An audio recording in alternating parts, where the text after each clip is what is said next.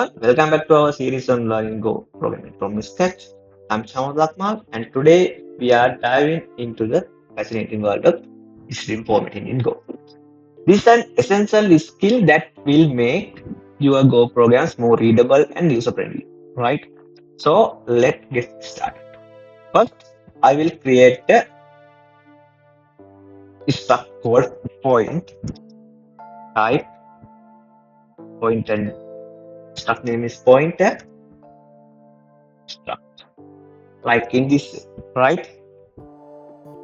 And then we will define the pointer struct with x and y field, like in this way, x and y type is int. Okay.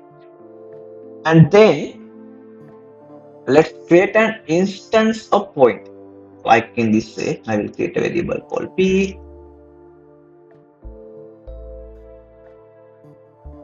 simple p. Okay. Then I'm going to instantiate this pointer struct like in this, right? Okay, I will assign x as 1 and y as 2. Okay, then we can use the percentage v to print the struct in a default format, right? I am using fmt dot printf, right? Using the printf function, we can get several format in string line, right? First parameter is the format string, and then we can provide several another argument, right? I will create a example like in this way, right? Format is like this and struct percentage v, right? Using the percentage v, we can print the struct in default format, right? Like in this way. Okay, we will see what is the output here. Output is we have provide the name as struct, and then we can get the output like in this, right? This is the struct in a default format, right? Okay. Then using percentage plus we include the struct field name as well, like in this, right? I will use this one, percentage plus v, right? By using this, we can get the struct field name as well, right? I will create this one as struct1 and this is struct2. What's the output now? In here we can get field name as well. Then we can see what is the value of x, what is the value of y, right? Here I will add a new line. Here as well. Okay. Then we can clearly separate those output, right? Okay. Another thing is that by using the percentage hash v, we print the Go syntax representation of the value. Like in this, I will remove that one as well. Struct3, right? Percentage, and then hash v, right? What is the output now? In here, you can see syntax representation of the pointer struct, right? In here, main dot, then we can get the point. What is the struct name, right? And then we can get the field as well as the field values, right? Okay. We can also print the type of the struct, right? Using the percentage t. I will remove that one as well. Like in this way, type, right? We can use the percentage t, right? And then t. What is the output now? In here, we can get the type. What is the type? Main dot point, right? Okay. Now let's see how to format different data types. We will start with the boolean value formatted with %t, right? In here, I am using the simple t, type here as bool, and then we can add any boolean value here, right? What is the output now? In here, we can get the true value as the output, right? These are formatting things, right? If we want to add another boolean value to this formatting string, we can add that one as well, right? Like in this way. Alright. These are very important when we are printing something, right? Like in this way, right? I will add value 1 equals %t, and then I will put a comma, then value 2, right?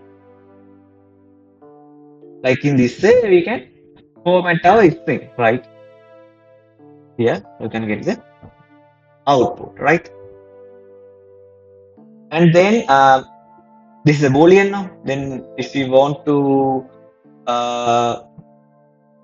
concatenate some integer values, right? We can use the %d, fmt.println, right? Int, and then we can add integers to this, like in this, right? In here, we want to provide integer values, right? Like in this. These things we want to remember, right? When we are printing something, right? Then we know if we want to print integer value, we can use %d. If we want to print boolean value, we can use %t, right? Like in this way. Okay. Then if we want to print a number in binary format, right? We can use what? I will clear these things, right? And then add binary, right? To separate the things, right? And then if you want to get the binary value, we can use the %b, right? And then I will add the 5, right? Then we can get the binary value of the 5. And here you can see 101, right? This is the binary value of the 5, right? If we want to get the binary value of 10,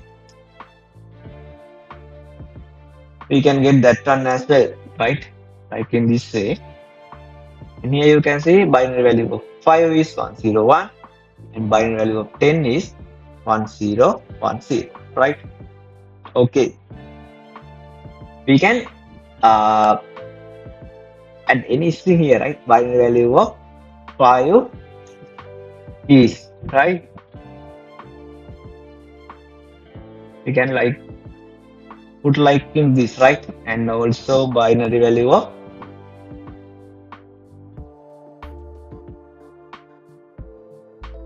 10, right? Like this. And what is the output now? We can get this kind of output, right? Binary value of 5 is 101, binary value of 10 is 1010, right? Okay. Then if you want to print the character, right? We can use the %c, right? Character, right? I will when like in this way char %c, we can use the %c, right? Then we can add the 65, right? These are ASCII values, right? We know the 65 is the value of the capital A, right? And 66 is what? Capital B, right? Like in this way, we can get the character values, right? If you want to see what are the ASCII values are, right? ASCII table. You can search like in this way, and by using these tables, you can get the ASCII values, right? In here, you can see this is the column, and then you can get the decimal value of those things, right? In here, I have used this 65, right? And then what's the character for that one? Capital A, right? In here, likewise, you can put any decimal value, and then we can print the character value of that variable. Okay. I will close this tab. Okay, let's move on to another things, another examples as well, right? Okay. Then if we want to get the hexadecimal value, right, we can use the percentage x, right? Like in this hex, percentage x, we can get the hexadecimal value of the 66, right? Like in this way, 42. Like in this way, we can use the formatting strings, right, to display the values. Okay. This is the part 1 of our formatting string. I will create a part 2 as well, because there are a lot of format specifiers to discuss. In if I am going to discuss all the things by using one video, this will get in more lengthy, right? Because of that, I will break down this topic into the separate another part, and we will discuss more about the format strings in the next video as well. Okay, hope you got a clear understanding about formatting strings in the Go, right?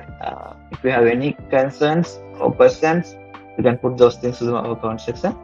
We'll meet in the next video. Thank you. Bye.